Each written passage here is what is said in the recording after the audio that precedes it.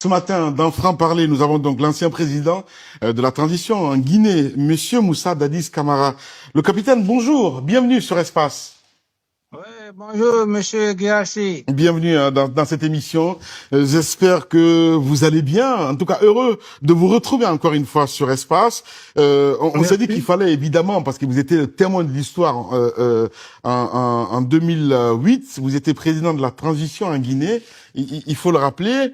Et avec l'actualité encore, Yérim qui revient au devant de la scène, vous avez souhaité prendre la parole aujourd'hui, et pourquoi cette émission en particulier? Parce que pour nous, c'est important de contextualiser les choses, monsieur Moussa Dadis Camara.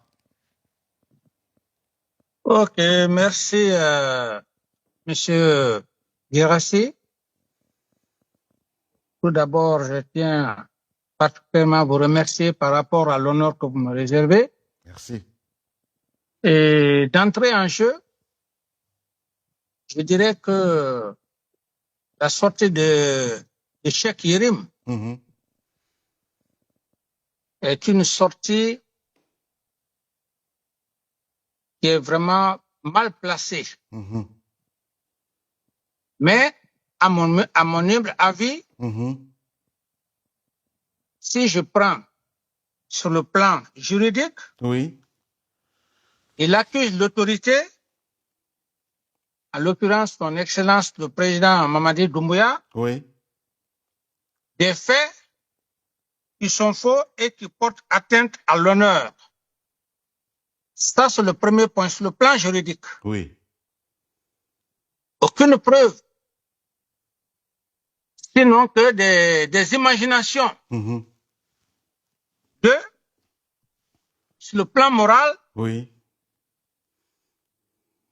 je m'excuse, et ce n'est même pas une excuse, c'est d'ailleurs une réalité. Je peux dire que c'est un calomniateur. À ce niveau. Un calomniateur, Ouais. c'est-à-dire un escroc qui agit pour manipuler et tirer profit. Je vois.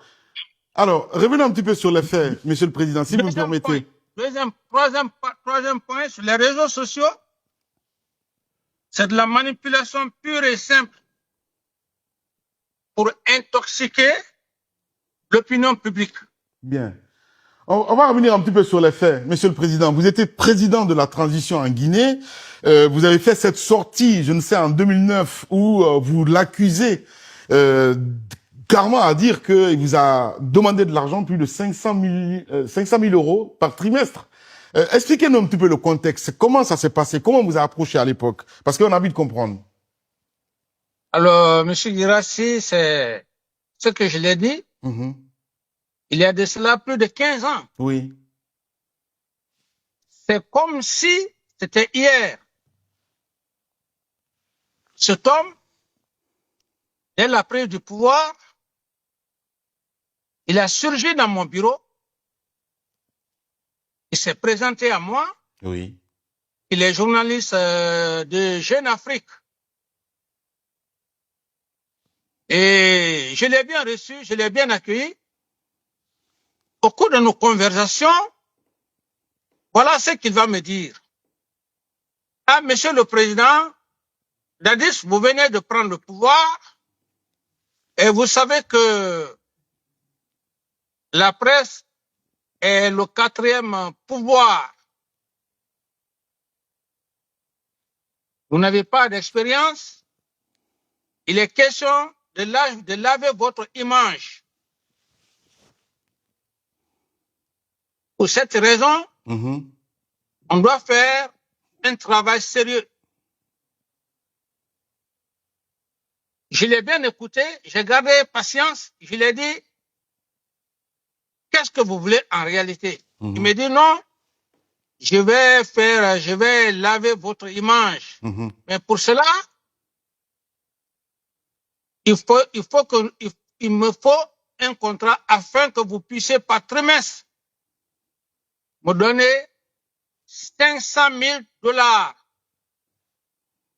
$. C'est pratiquement la même chose. Ouais. Alors, c'est en ce moment où je me suis fâché contre lui. immédiatement, j'ai dit que c'est un escroc, que je n'ai pas besoin que vous laviez mon image. Dieu seul est là.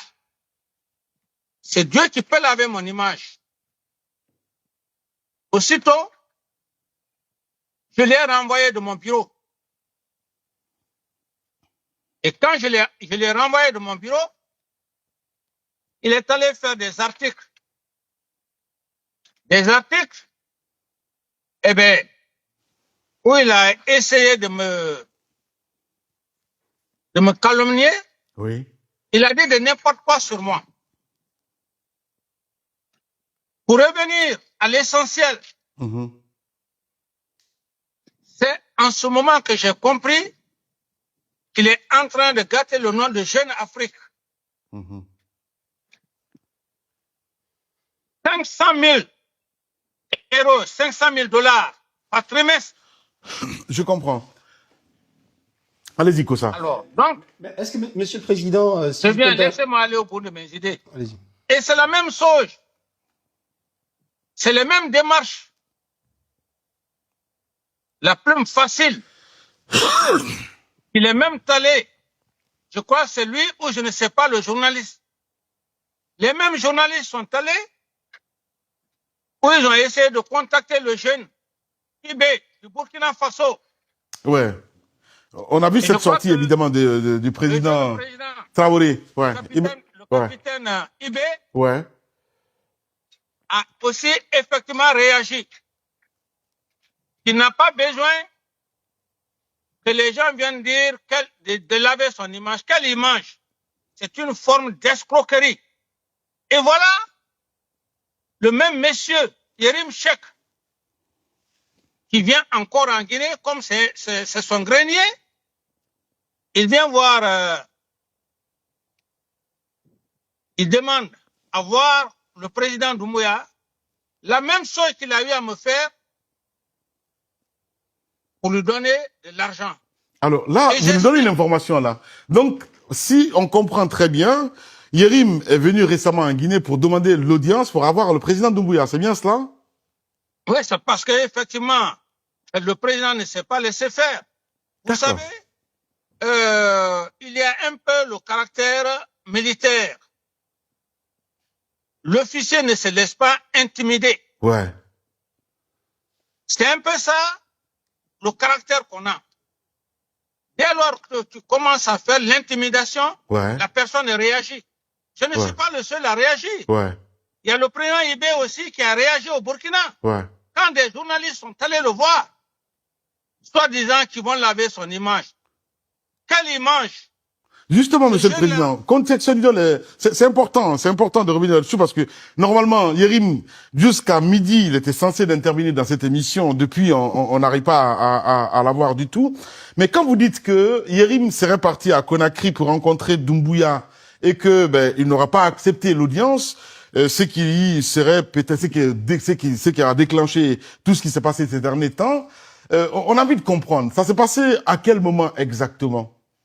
Non, ici, dans ce contexte, je ne veux pas me mettre dans les détails. Je veux simplement dire que... D'accord. Dans cette démarche,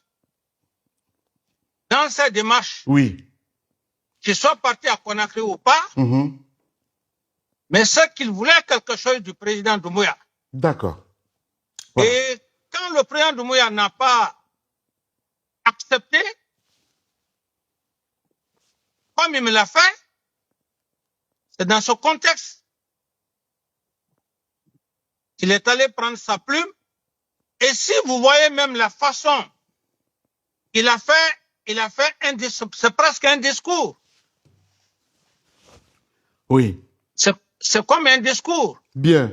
Alors, vous, dans votre cas, parce que ce qui serait, je veux dire, ce qui a donné encore le buzz à cette situation, c'est parce que, évidemment, certains membres du gouvernement ont pris la parole. Kossa est là, il me dira pas le contraire parce que c'est un communicant. On a vu la sortie de Ousmane Gawal Diallo, entre autres, qui est quand même ministre de Doumbouya, je veux dire, du gouvernement guinéen, et d'autres qui ont pris la parole. Vous, à votre temps, il y a que vous qui avez fait cette sortie à l'époque pour essayer de dénoncer ce qui s'est passé. Est-ce que ce serait pas une erreur